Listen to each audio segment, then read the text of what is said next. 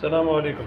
Table के अंदर ये डैमेज और ये छोटे छोटे सराख आपको नज़र आ रहे हैं जो कि बहुत बुरे लग रहे हैं। ये पूरी टेबल है। अब इसको हमने ऐसे कवर करना है और ठीक करना है कि पता ना चले।